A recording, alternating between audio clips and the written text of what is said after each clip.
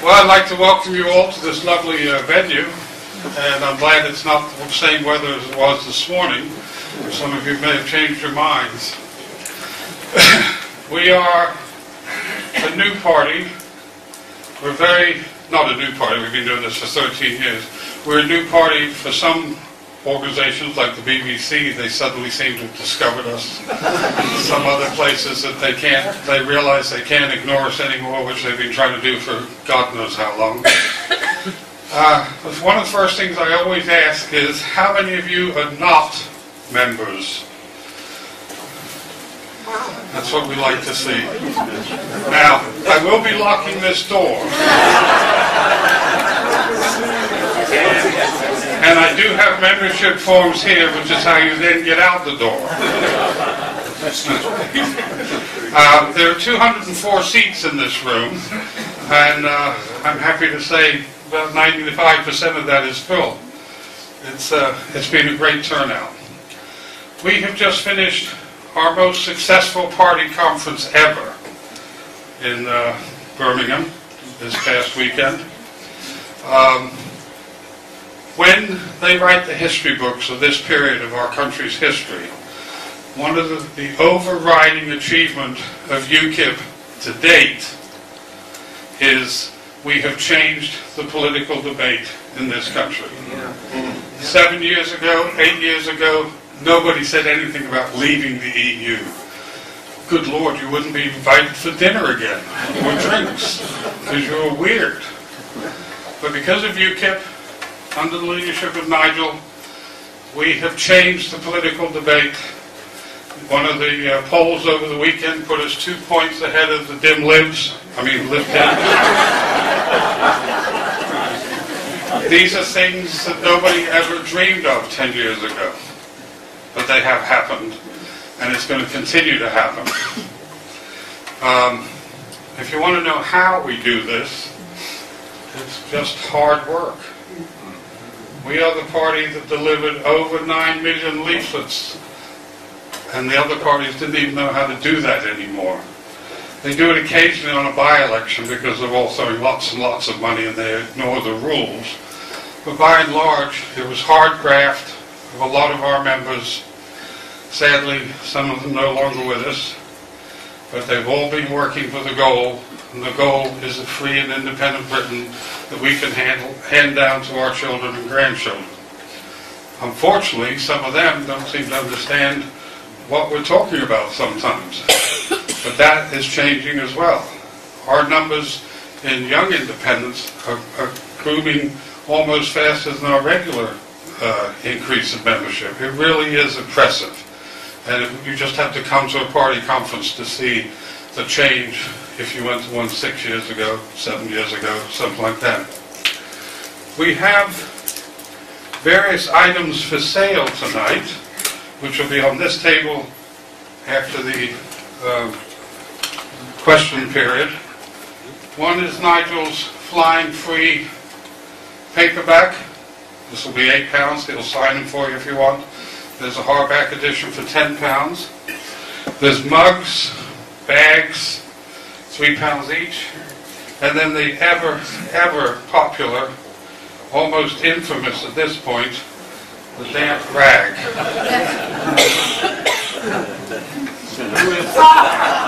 Who is this man? Who are you? Nigel will sign these as well. These are £5 each. If you have a favorite Tory or a favorite dim lib and you're looking for an appropriate Christmas present, you couldn't upset them more. We're now going to do a 3-minute little video. It's called The Best of Nigel, and then I'll introduce Nigel. Thank you.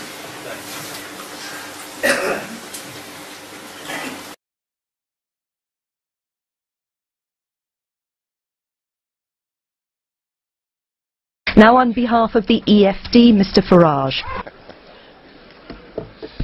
Well, good morning, Mr. Schulz. President Schulz, I know it's my job to congratulate you, but given that we knew this result 2.5 years ago, as a result of the stitch-up, there really doesn't seem to be much point. I mean, after all, nobody in Europe would ever, modern-day Europe, would ever have a big, powerful job that was decided by a full, open process. I'm sure Mr. Barroso would agree.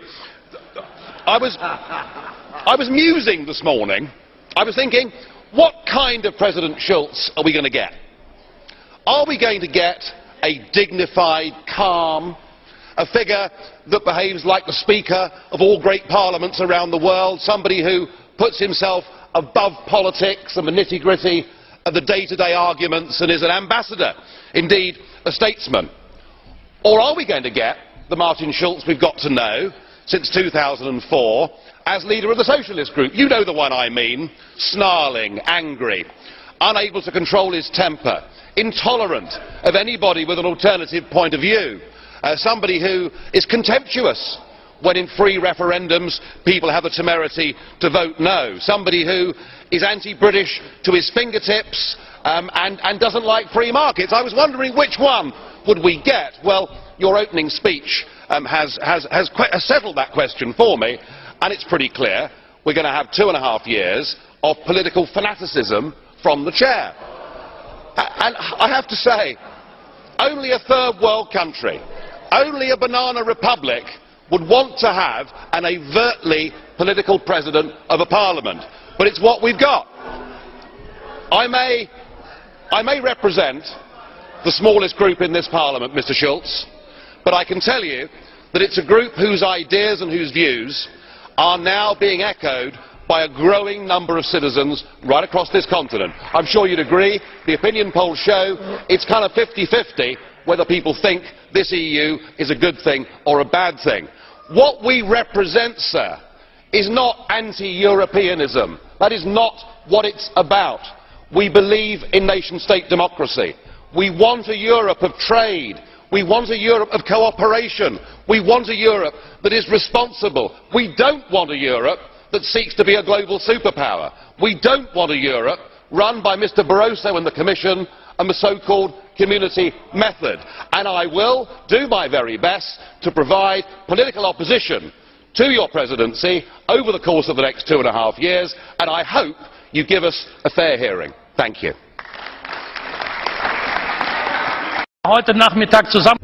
Before we return to this room this afternoon, there is one more thing.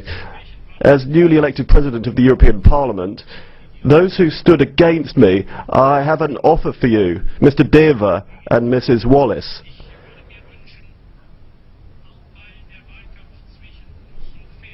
Because the campaign between us has been so fair and correct, I think that we should stay in very close contact. So it would be a pleasure for me if we could continue to work closely in future.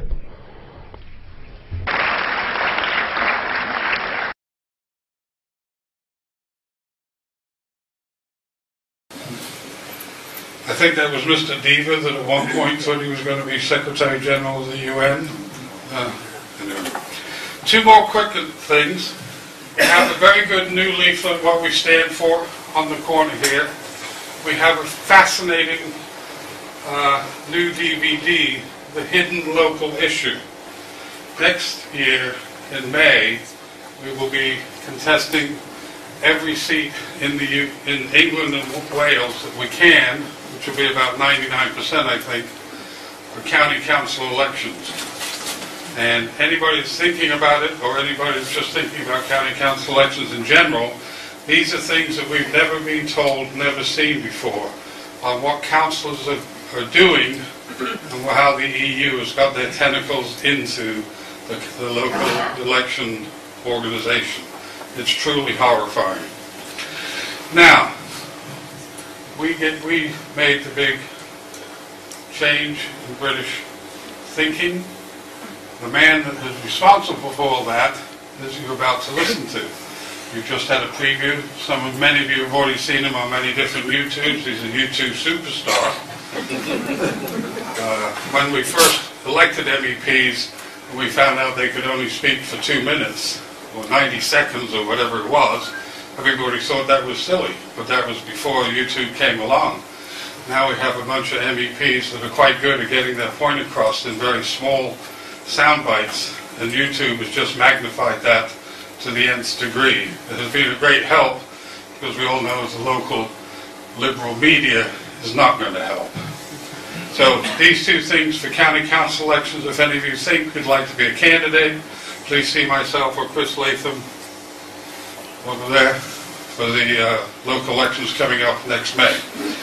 Nigel has a schedule that would choke a horse. We've been up in Birmingham all weekend, and now he comes down here tonight, speaking to you, has to get up first thing in the morning and fly to New York to give a talk tomorrow night, when he will turn around and fly back and be doing another public meeting in Bedford, and then on Friday it's Oxford for some school thing that I can't remember. One of the things I've learned in this job is don't knock the water over. Is don't work for somebody 15 years younger than you. It's very hard to keep up. He has an incredible capacity for work, an incredible capacity for homing in on what the issue is at the time. Ladies and gentlemen, Nigel Farage.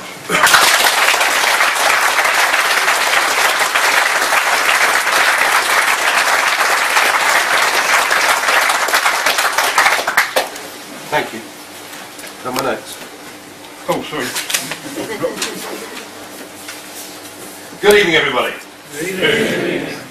Well, I must say, it's great to be here, and my congratulations to Chris of the local branch. Is that better?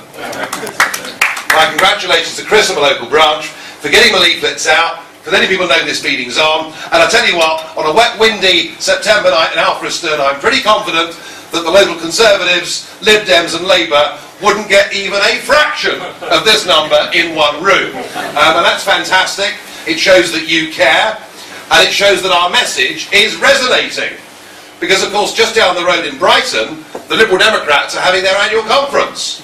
How I enjoyed the piece in today's Daily Mail by Quentin Letts, who said he'd been to bigger drinks parties. So it's interesting that we've got as many people in this room here tonight as the Lib Dems had in the hall for their national conference today. So we are making fantastic progress.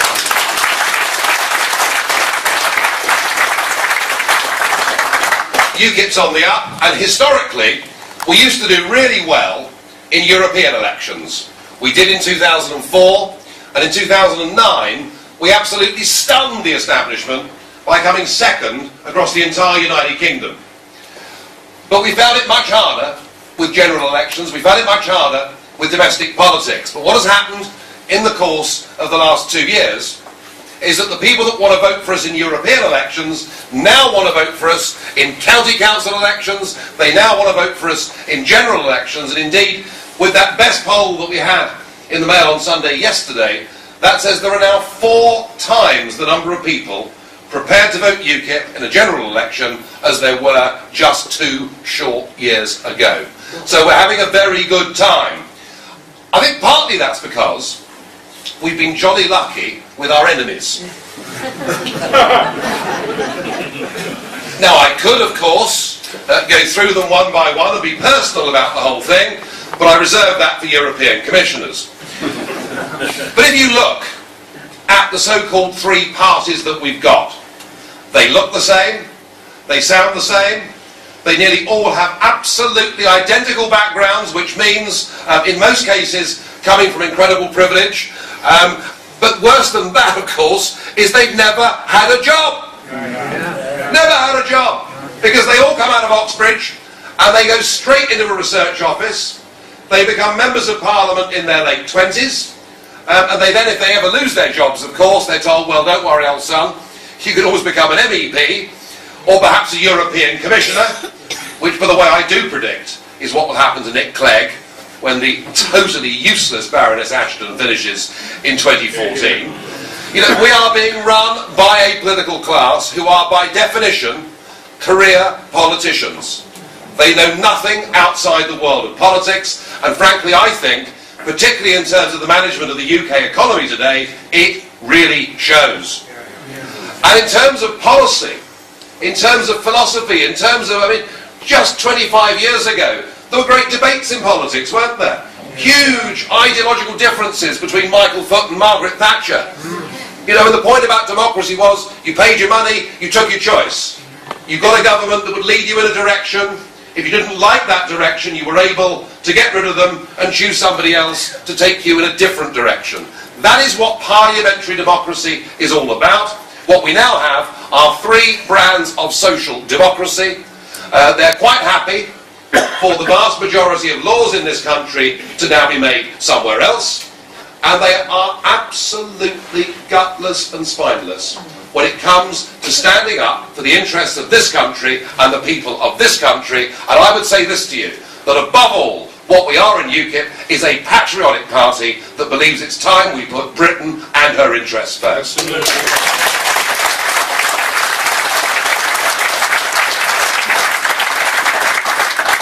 But that doesn't mean that because we say these things, that we're against anybody. You know, being patriotic means supporting your own side. It means backing your own people. It doesn't mean you hate or dislike other people around the world. And hasn't it been awful that for the last 30 years, if you dared to put a Union Jack sticker on your car, you were told you were a supporter of the National Front? And that somehow this was an embarrassing and horrible and awful thing to do. Well, I must say how pleased I am that all of that has changed. Because despite the political weather and despite perhaps also the economic weather, I think 2012 in this country has been a fantastic year. You know, just look at the Jubilee. A day a bit like the weather is tonight, with 1 million people lining the banks of the Thames.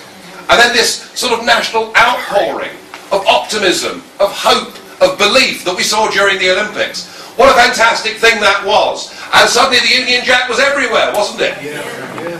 And patriotism is also not some narrow inclusive thing, it also brings people in. And the highlight for me of the Olympics was Mo Farah, not just for the 2 amazing triumphs, but for his attitude. You know, the BBC were doing their best to say that the Games were a victory for multiculturalism. Well, of course, the BBC would try to push that message, wouldn't they? But when Mo Farah was asked, wouldn't he really have rather run for Somalia, he replied by saying, listen, mate, when I put on the Team GB shirt, I feel proud, very proud. This is my country now. And what he did is he rammed their multicultural agenda straight back down their throats. Good for Mo Farah. He's proud to be British too. And isn't that a good thing for the future of this country?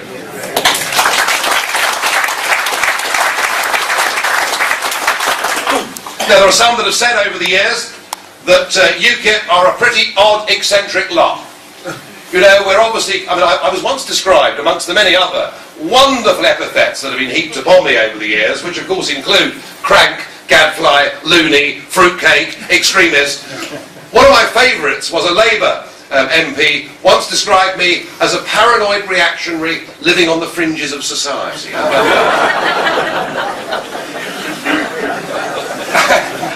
And this was all because apparently we were paranoid because we believed that the project which people had signed up to back in the 1970s that was called the Common Market, remember that, some of you? Yes. The Common Market, just about trade, don't worry your little heads, nothing can go wrong, no threat to British sovereignty. We said, and we've been saying ever since this party was formed, that actually it was never intended to be a common market, that it was perfectly clear from the European treaties that what they were going to do was to build a state. And a state with an army, and a state with a foreign policy. And we were told by the entire political class that we were mad, and that this simply was not going to happen. Well, let me say this to you. It's not that we're obsessed with the European Union, it's just that we recognise that we are now incapable of governing our own country as members of it. Because, as I've said already, 75% of our laws now get made somewhere else. And we've got a full manifesto for how we think an independent Britain could and should be governed. But it can't be governed that way unless we get that power back. Well, just 2.5 weeks ago, Mr. Barroso stood up in the European Parliament, and in the light of the euro crisis, which, folks, is disastrous. I cannot over-exaggerate just how ghastly things are in the Mediterranean for people stuck inside the Eurozone. Ghastly economically, particularly in countries where you've now got up to 60% of young people unemployed. You know, history shows that when you have large numbers of young people walking the streets, no good comes from it. A country like Greece, whose economy will contract this year by a further 7%, taking the top to bottom fall to over 25%. You know, when the Jarrow marchers marched on London in 1936, our economy had contracted by 12%. Just gives you some idea of just how desperate this situation is. But perhaps even worse than that, what the Greeks have had stolen from them is perhaps something even more important than money and work. They've had their pride and self-respect as a people stolen from them. How ironic that the country that actually invented the principle of democracy now finds itself governed by 3 foreign bureaucrats who fly in once a fortnight and tell the Greek Prime Minister what tax rates may be and what he may or may not spend. They've been humiliated to such a level that when their Prime Minister last year, Mr. Papandreou, dared to suggest that there should be a referendum so that the Greek people themselves could decide whether to stay in the Eurozone or not, within 48 hours, Barroso, my very good old mate Van Rompuy, and the rest of the bullying gang had a Prime Minister, a democratically elected Prime Minister of a Western country, removed and replaced by one of their own buddies. And they did exactly the same thing in Italy with Mr. Berlusconi. Now, what can we say about Mr. Berlusconi? Well, quite a lot, I suspect, but it's actually worth remembering that in the 50 years after World War II, Italy had 50 different governments. Berlusconi, for all his personal failings, had actually brought a degree of stability, in a way, to Italian politics. But Mr. Berlusconi, too, made some disparaging comments about the euro, and he was removed. And that trend, we've seen it building for years. The French had a referendum on the European Constitution in 2005. They voted no. They were ignored. The Dutch voted no. They were ignored. They just bulldozed it through and called it the Lisbon Treaty. And when the Irish rejected that, they were told to vote again. What we're up against here, ladies and gentlemen, is something that is not just vital to our national interests and our harmony and our democracy, it's actually vital for every other nation in Europe too.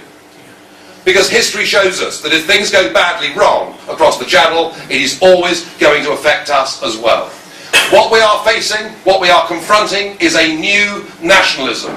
These people have replaced their old flags with a European flag and a European anthem, and their ambitions know no bounds. And what Barroso said 2.5 weeks ago, for the first time ever, he stood up, the leader of the Commission stood up and used the F word. He used the federal word, the word that should, the word that should never speak its name. But he was clear. We're going to build a federal union where democracy would be transferred from the national to the European level. By the way, his definition of democracy is that people like him, who haven't been elected and can't be removed, will make all the rules. So, frankly, it's clear. The gloves are off.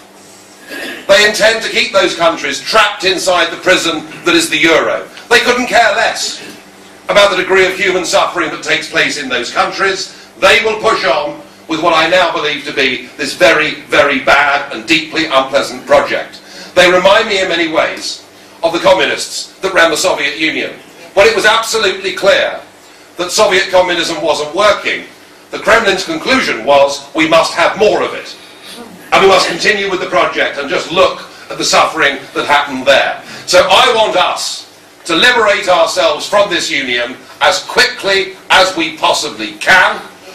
But we have a slight problem, and that is called the established political class in Britain. The Lib Dems, Labour and the Conservatives have all repeatedly, over the last decade, at election time, made us promises that they were going to give us, the people of this country, what we deserve. A free and fair referendum so that we can decide our own future. Now, I think that referendum is vital. Vital for people over the age of 55 who voted last time in the Common Market referendum, because certainly my parents would like to vote again. They voted yes last time. Believe you me, they won't be voting yes next time. And there are 35 million of us under the age of 55 who've never been asked whether we want to be part of this European entanglement or not. So the referendum is vital. But the only way we're going to get that referendum is if this party, UKIP, becomes stronger and stronger. Because the only language that career politicians understand is the threat that they may lose their seats or lose their jobs. So that is what this campaign is all about. We have the possibility, folks, over the course of the next 18 months, if this party continues to grow, but at the rate it has been, we will force a referendum in this country. And I hope that all of you who believe in democracy, regardless whether in the past you voted Labour, Lib Dem or Conservative, I hope all of you agree that we are actually embarked here in UKIP on a noble mission, a mission that seeks to get back the independence, democracy and self-respect of this country. And I ask you, all of you, please, to support us and help us to get there.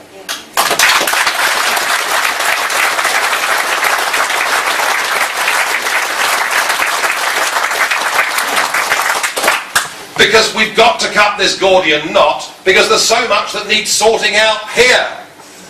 And I'm afraid the absolute dishonesty with which the entire political class are engaging the people of this country on the subject of the deficit is something that needs to be addressed. Yes. You know, we hear this debate, don't we, going on every day on the BBC about the cuts. For those that don't know the figures, and without getting too technical, let me just tell you what's going on in Britain today. We are not cutting anything. We are actually massively increasing the size of the national debt in this country every year. And the one statistic that I think is absolutely the most horrifying of all is this. If this coalition lasts for the full 5 years, in the space of that 5-year period alone, our national debt will have increased by 40%. And yet the BBC talk about cuts. And we have the sort of Pinky and Perky show in the House of Commons, you know, between the Labour and Conservative parties. Frankly, it's all baloney. Nobody is having an honest debate about the extent of the mess that this country is in. It's dire. We will be far more indebted in 2015 than we were in 1945. That is how serious this situation is. Now, we clearly have got to cut the size of a state in this country, but we also have to create wealth. And as I said to you earlier, when you have a parliament full of people who have never created wealth, who have never created a job, who've never taken a risk, then actually you've got the wrong people running the country. And one of the things that we believe in UKIP very, very strongly is that the absolute economic backbone of Britain are the 4.2 million people that run small businesses and act as sole traders in this country. And they're the people upon whom all the European directives fall. Whether it's employment legislation, whether it's health and safety at work, which frankly has reached levels for the building trade that are virtually insane, or whether it's the environmental dimension as well. And what we want to do is we want to get rid of all the excessive, protective, in inverted commas, employment legislation over small companies. Do you know, I was in Hastings the other week, going around a business park where there were 45 sole traders, people that were paint spraying, people that were redecorating antique furniture, I mean, all people that had gone out on their own, taken a risk, and were trying to get on in the world. They're just the sort of people the British government should be encouraging and helping. And I asked them all the same question. are you thinking about taking on a youngster? And they all say the same thing: no, we're not employing anybody. We haven't got time to go to the industrial tribunal. We haven't got the money to pay for the legal fees. So we have a form of employee protection that actually now is discriminating against businesses taking on young people. And when you think about it, with youth unemployment in Britain running at 22%, with over 1 million of our own youngsters out on the street, you know, if just 1 in 4 of those small businesses felt they could give a school leaver a chance without being penalised for doing so, we could eradicate that problem. And that is the kind of thinking, folks, that you will get from UKIP. We want to help Britain's small businesses, but we can't do that stuck part of a European Union, frankly, with a legislative system that is discriminating against people getting back to work.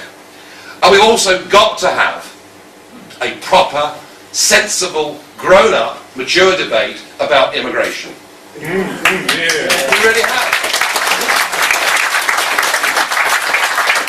And again, whenever the word's mentioned, people lose perspective.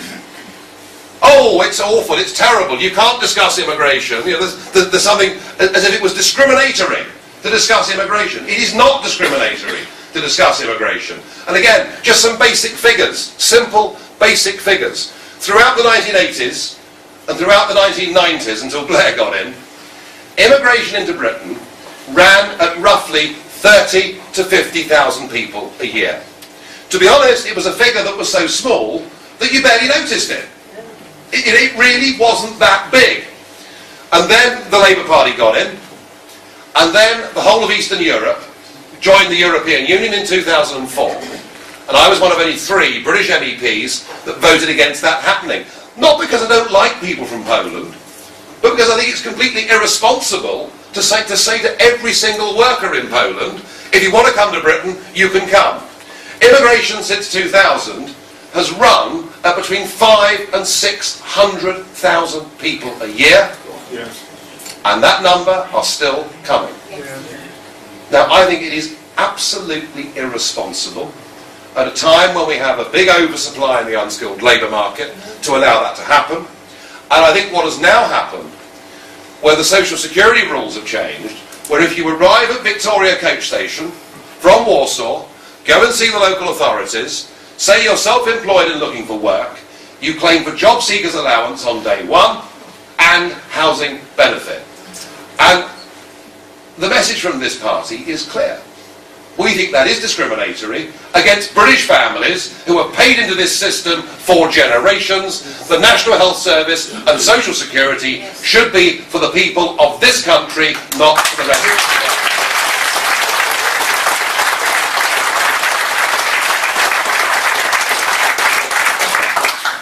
And there's one other form of total madness and self-inflicted wound that we're doing to ourselves, and that is the whole debate over CO2 emissions and global warming. Now, I am not saying that we shouldn't care about the environment. We should.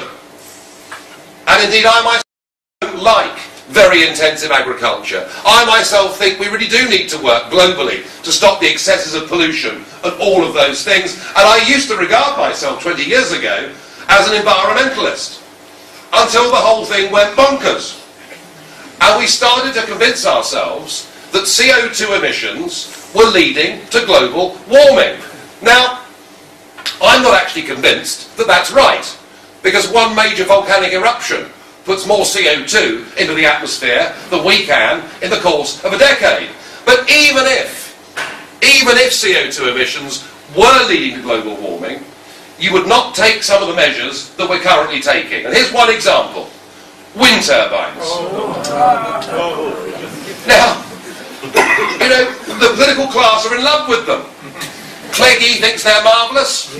That could, of course, be because his wife was a director for some years of the largest Spanish wind farm company. I've no idea. The Labour Party has signed up to them. Oh, and David Cameron believes in them so strongly that he even put one on his house in Notting Hill. Wind turbines do not lead to any reduction in CO2 emissions whatsoever. Correct. It takes a vast amount of carbon to actually construct them, particularly if they're offshore. And of course there is one major problem with wind turbines. They don't work in the middle of the winter, when you get a great big anticyclone sitting over the North Sea and English Channel, when you have fog and frost and record low temperatures and record high electricity demand, and what don't you get with an anticyclone in the winter? Wind! So you have to back them up with conventional power stations, which have to operate for 365 days of the year to back up the wind turbines when they're not working. And the Germans went down this route before we did. They built 19,000 of these monstrosities, and now last year, because of that previously very cold winter, they built 6 new coal-fired power stations to back them up. That's greenery for you, isn't it? It doesn't work. And what it's doing actually, it's leading to one of the biggest transfers of money from poor to rich people we've ever seen in this country. Every single one of you in this room, whether you know it or not, is paying a 15% surcharge on your electricity bill through the hidden renewables obligation certificate. It's not highlighted on the bill, but it's there, and it's 15%. And that money goes to wealthy landowners who are bribed to put wind turbines on their land. And I'll tell you about one of those people. David Cameron's father-in-law receives £1,000 a day for just having wind turbines on his land, and all of you in this room are paying for it. It is complete and utter madness. We must stop right now this damaging, ugly, stupid insanity of wind turbines in this country. And it gets worse than that, because we're now penalising British manufacturing to the extent that when Chorus, the steel plant, closed down in Redcar last year, the company received 300 million of British taxpayers' money in the form of a bonus. They're called carbon credits for reducing CO2 emissions. And then what did they do the next week? Announced they were relocating to India. We're actually paying to deindustrialise our own country. And yet the entire political class are signed up to it. I sometimes think we're just about the only party that's actually engaged in any proper thinking that's going on. Now, there are many other things I could tell you about what we want to do. I could tell you that in education, we think the grammar school system served parts of this country brilliantly for centuries, and it's about time children who don't come from privileged backgrounds got the opportunity to get the best possible education.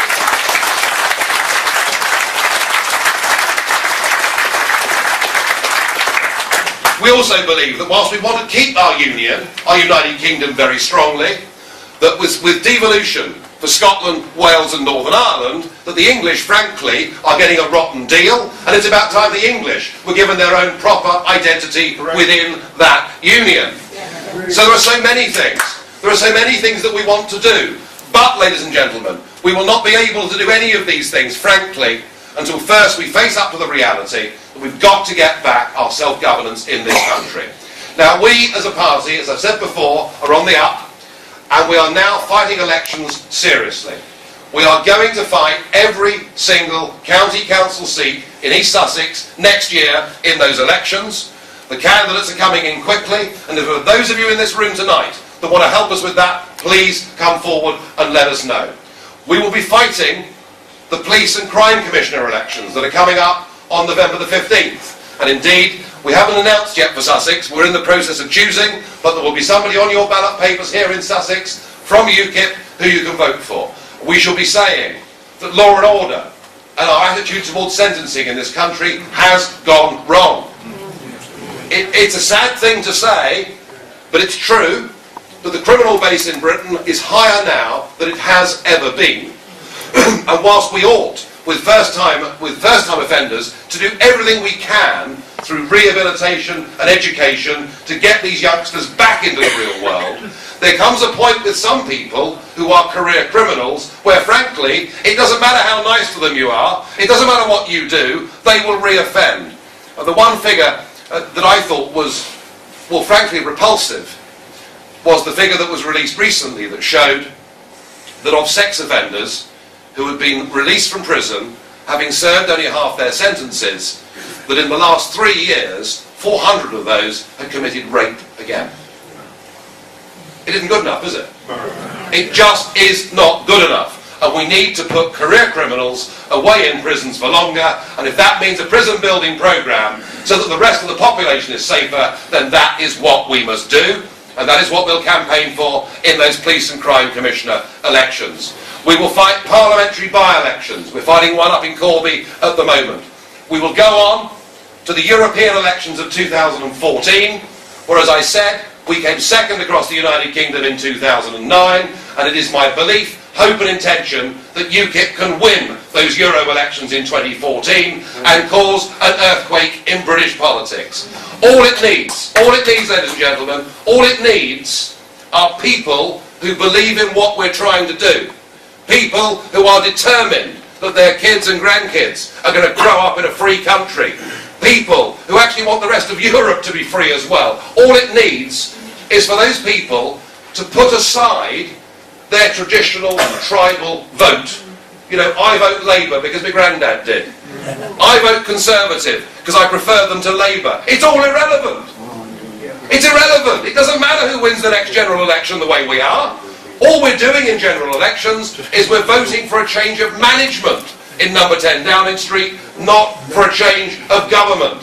So I ask you, all of you here tonight who are not members of UKIP, if you agree with what we're trying to do, please don't do nothing.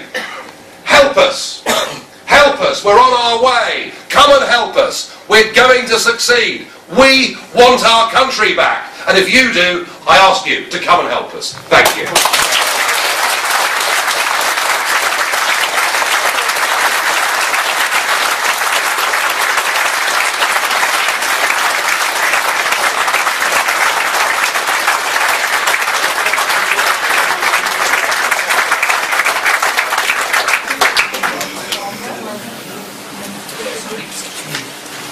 I'm sure most of you would agree with about 100% of what Nigel said. Yes.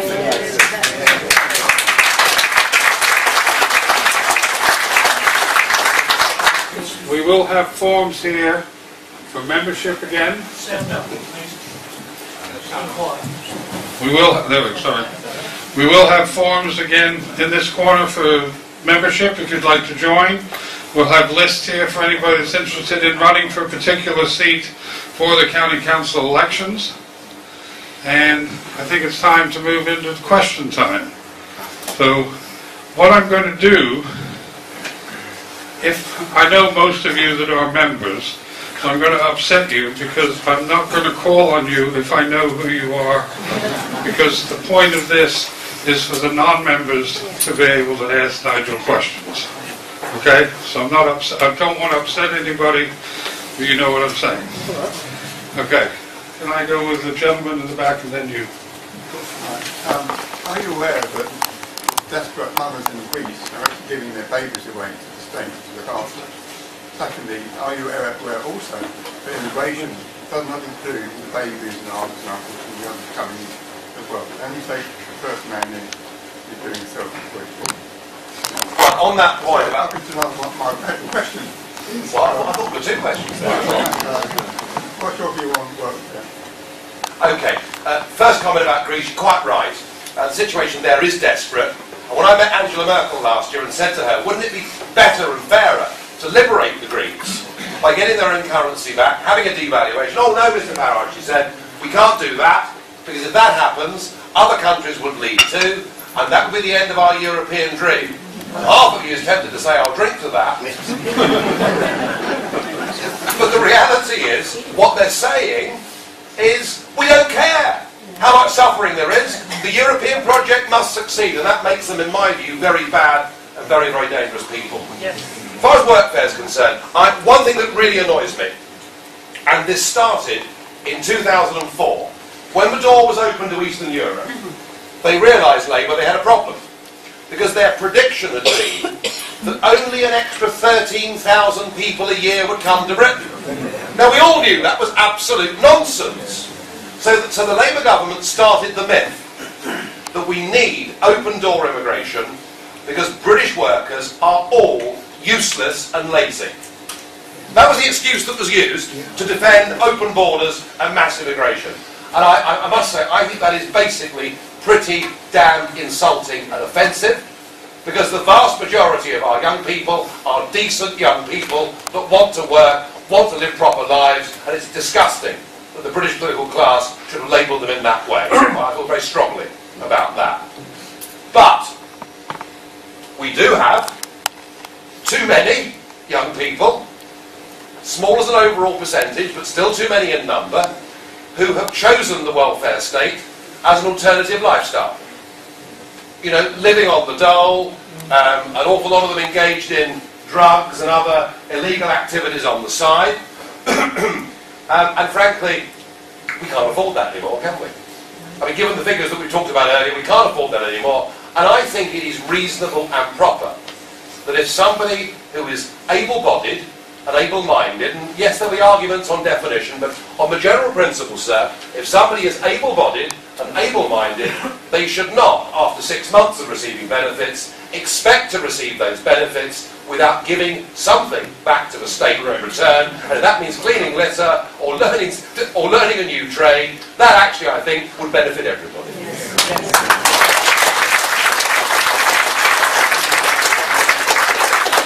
Lady in the red. Well, actually, I'm going to be a bit personal now.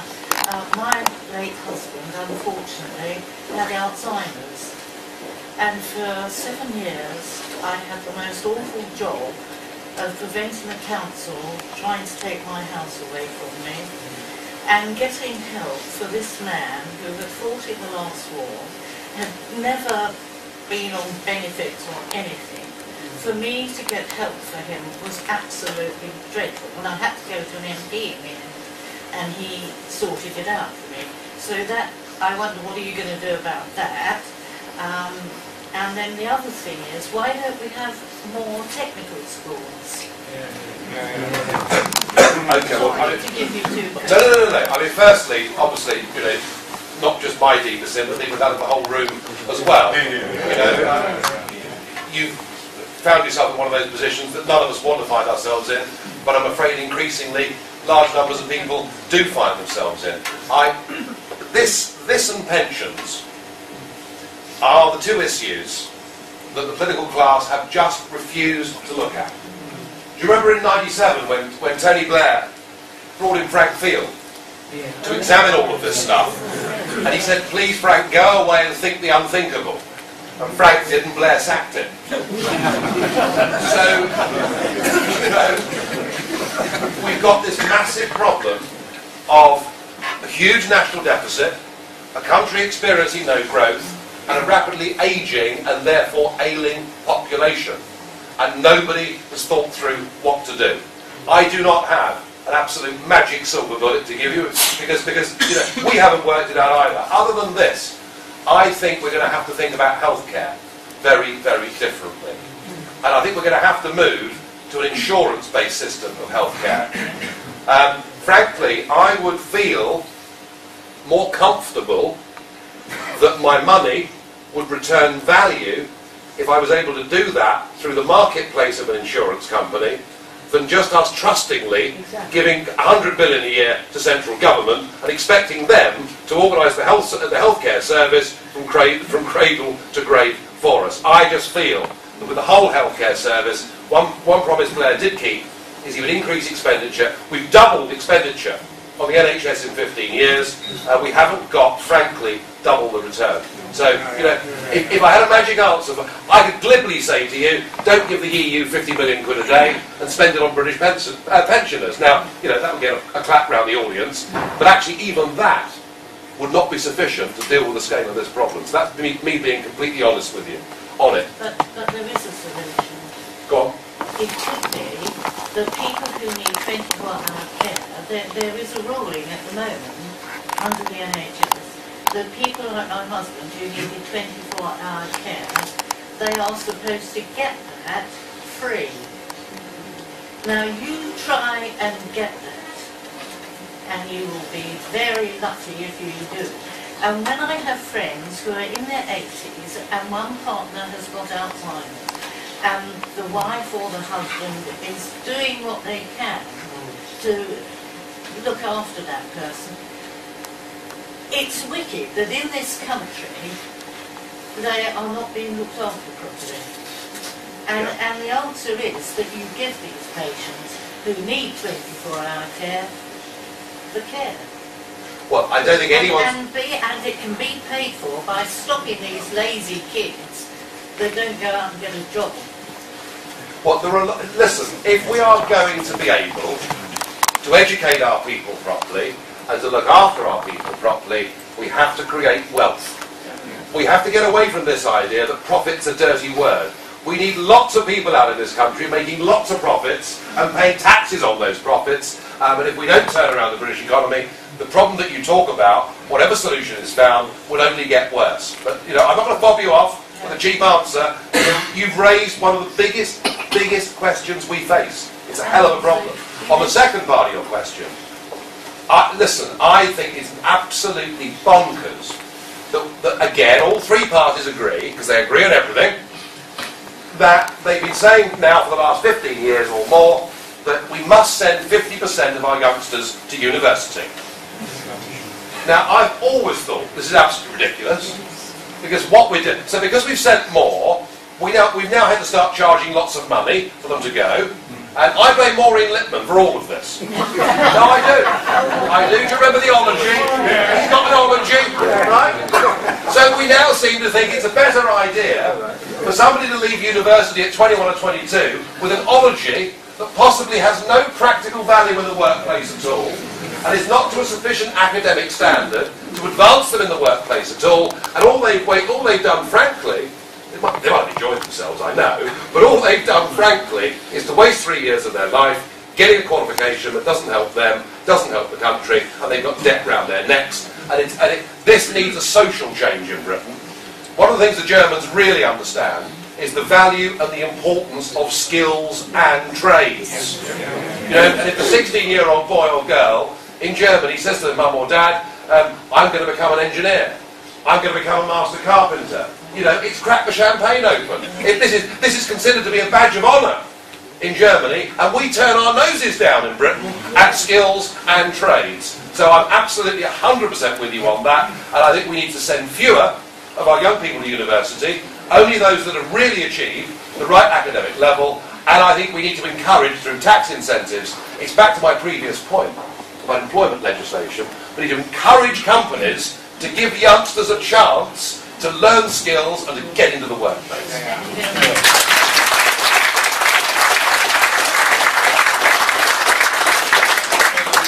Good afternoon. Good evening, sorry.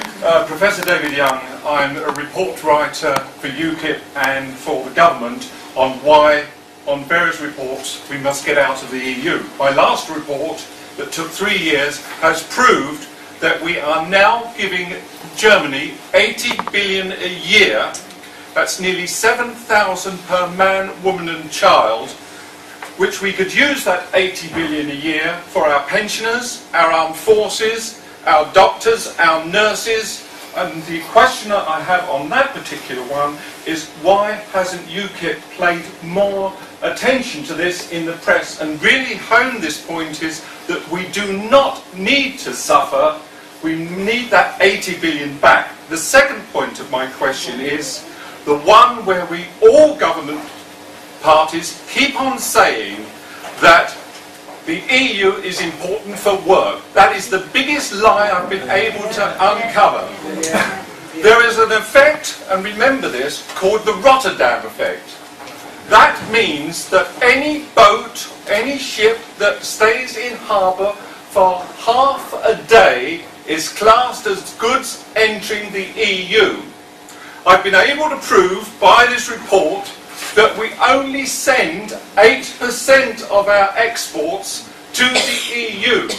We need to get out of the EU, and within 1 year of leaving the EU and claiming back our borders and our fishing rights, we would be able to put a minimum of 30,000 people back into work.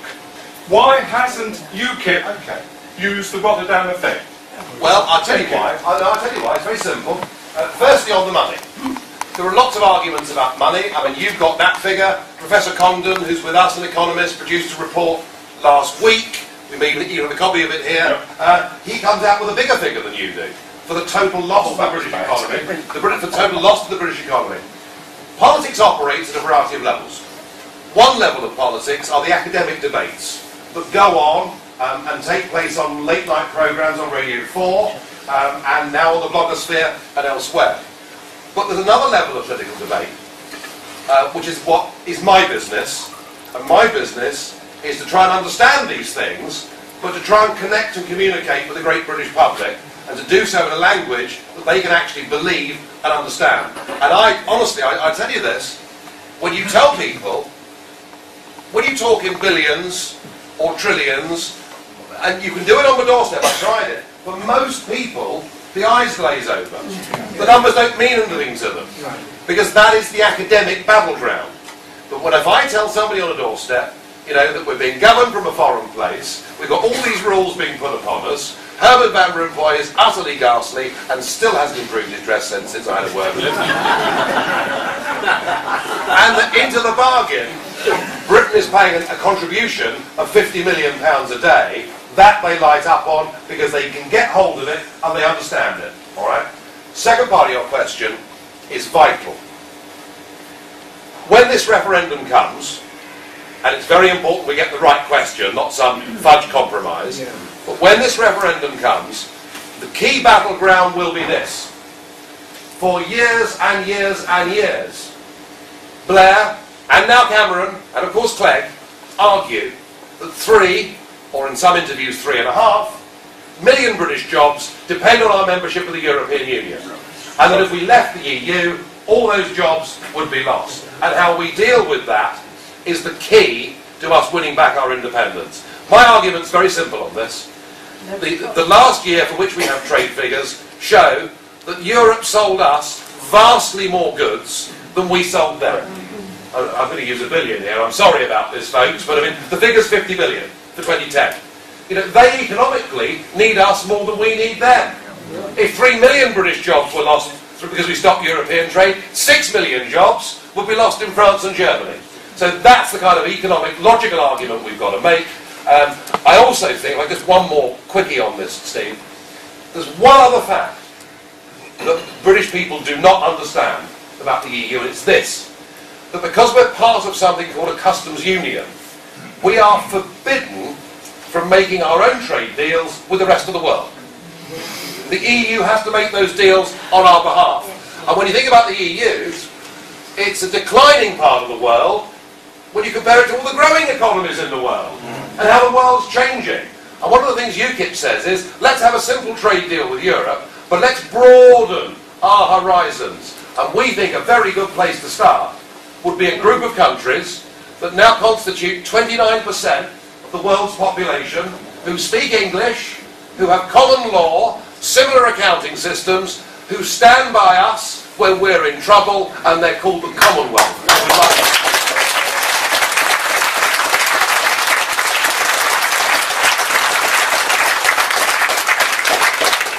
This lady and then that gentleman. Yesterday in the Telegraph there was a poll on governments, both Nick Clegg and Cameron are determined to increase our foreign aid and put it into legislation. 70% of the people polled said they didn't want this, and I want to know what UKIP's opinion is. What are you going to do with foreign aid? Are we going to be stuck with the legislation if they bring it in? You know, I felt for years that on the foreign aid argument I was whistling in the wind, because people didn't want to believe it. I've been saying, I mean, Claire Short actually said it, that actually over half our foreign aid we don't even spend. The European Commission spends it for us.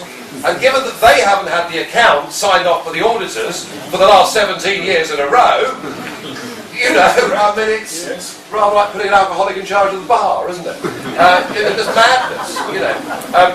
I just want to say, Andrew Gilligan, who is the journalist on the Sunday Telegraph, who's been exposing these figures over the last 2 weeks, I think he's the best journalist in Britain at the moment. He's shown that vast amounts of money are siphoned off, not just in Africa, but here. Here! People are getting very, very rich on the back of foreign aid. People think, when you talk about foreign aid, people think, oh, we're just being nasty to people. No, we're not. You know, if there's an earthquake or a disaster, I'm quite happy to give some money online. Quite happy to give some clothes. You know, disaster relief is different. But foreign aid is a continual check given on an annual basis. It was once best described to me that foreign aid was the transfer of money from poor people in rich countries to rich people in poor countries. And that, to me, is a very, very good summation of foreign aid. And when you think we're giving foreign aid to India, and they've even got aircraft carriers with Harriers on them. We're giving foreign aid to China, a country in which there are 150 billionaires. We're giving foreign aid to Iceland, and they owe us. Well, you dropped me on that one. So I think really, given the strength of arguments, madam, that you've made, clearly you will be putting yourself forward as a county council candidate.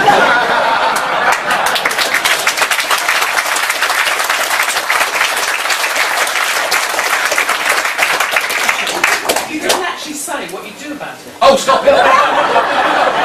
well, you know, we would stop it, of course. We would stop this idea that you send a steady check. That doesn't mean we shouldn't be philanthropic, decent What about Christian they people. legislate so that it's in the Constitution that we have to do it? Will you?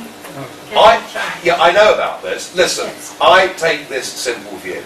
We have existed for centuries in this country under the principle that no parliament may bind its successor. Correct. And anybody that tries to do that, as far as I'm concerned, has broken the British Constitution, and we should tear it up or burn it on Guy Fawkes Night or something. Correct.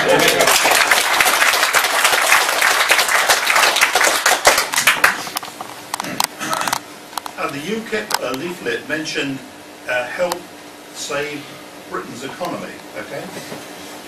All three main parties talk about fairness when talking about the economy, but all their MPs allow fractional reserve banking, right? They just allow it.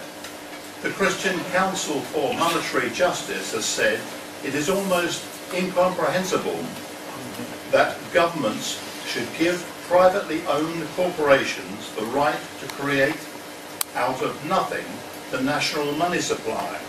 And if this was put right, this lady over here would have had enough money to support her husband. What's UKIP's idea on that? Well, look, I've touched a little bit tonight on what we're doing with the national debt. That is absolutely linked hand in glove with forced money creation. You know, I mean, I don't want to get too much into what we're doing at the moment with quantitative easing, but suffice to say, nothing we're doing is actually making the British economy any better. I suspect, sir, with the money printing that we've got, that there'll be a period in a few years' time where we go back to rampant inflation. Absolutely. And as we learned in the 60s and 70s, rampant inflation is a disease of money that is very, very difficult to stop. I personally think we've allowed the whole banking system, and through central banks too, to become massively overgeared. And I think there is a very strong argument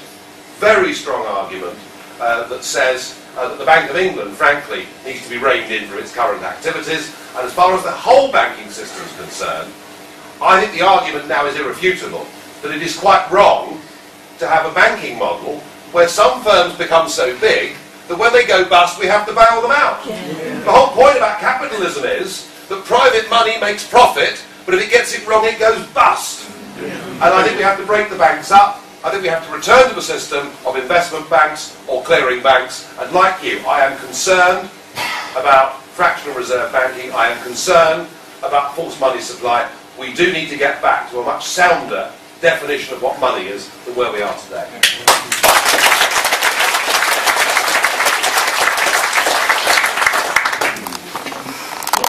Answer to the Euro apologists who tell us that without the EU we might go back to war in Europe.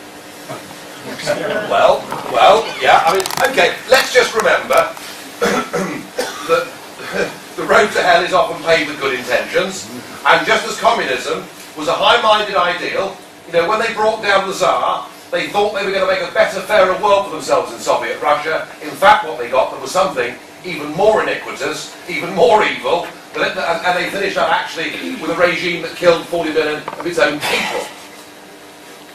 Euro-federalism was based on the idea that something must be done to to stop the French and Germans scrapping every 25 or 30 years and causing misery across the globe. And as such, you know, I've always said this, I do believe it was based on a good ideal, but based on a fundamental flaw. And the flaw was this, sir.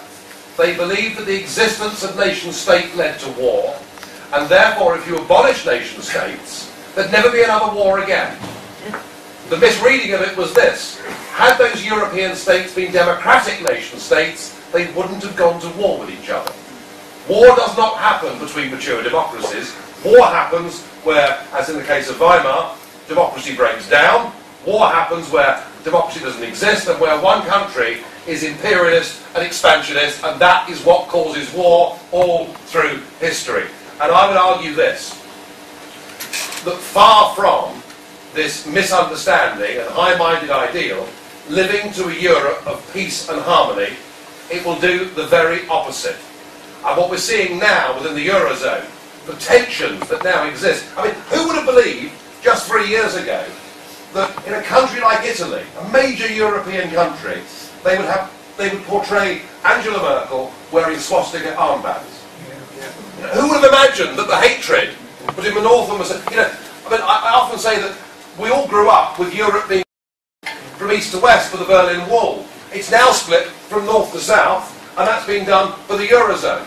I would also argue, sir, that if you take away from people their identity, their belief, their self-respect, their pride, their democracy, that probably the only way they can get it back is to fight to get it back. And one of my biggest fears for this European project is it will spark a whole series of little mini-civil wars, as we've seen in Yugoslavia over the course of the last 20 years. I really mean it when I say this project has, in my view, and I'm a witness to it at first hand, this project, frankly, now has become evil. It is not just bad for us, it is catastrophic for the future of our continent.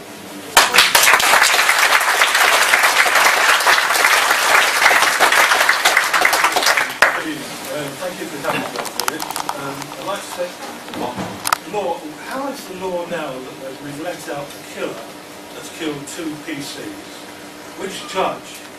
He was on remand. Why was he allowed out? Where's our law and order going? If we've got a judge who will do that? I think there are a couple of answers, and I did touch on this earlier, sir. But I think frankly, we've got quite a lot of judges at the moment that need to be sacked. I mean, the man that said he admired the burglar for his bravery, I mean, God help us.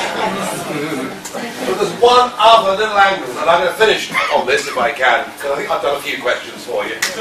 But just let me just finish if I can. There's one other very important aspect to the whole criminal justice system in this country, which actually has been rather a good one over the centuries compared with the rest of the world. You know, where we've actually had good basic rights through habeas corpus and jury trial and all the rest of it. But frankly, I believe that what the Human Rights Act has done is to turn the whole thing on its head, so that now judges, police, courts, prisons aren't actually sure what they can and can't do. And I think that the human rights agenda has had a very negative effect on criminal justice in this country. And frankly, there is a perception out there, right or not, that actually what is happening through so-called human rights is that the perpetrators of crime are getting rather a better deal than many of the victims.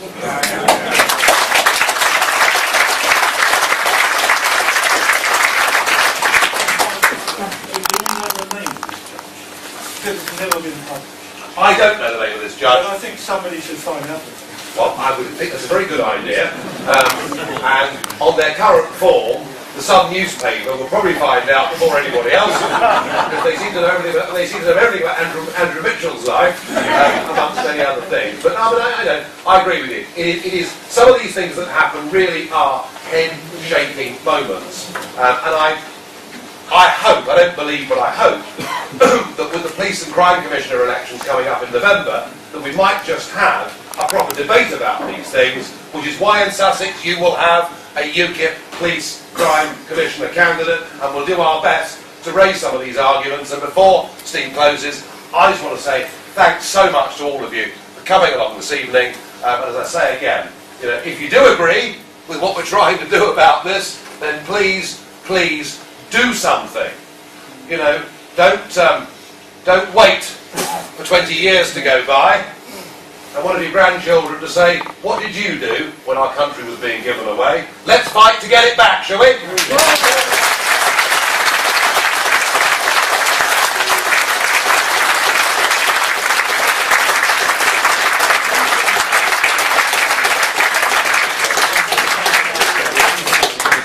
Well, thank you again for all of you who've come. Don't forget, we can sign up here to be a member, talk to the people behind this table.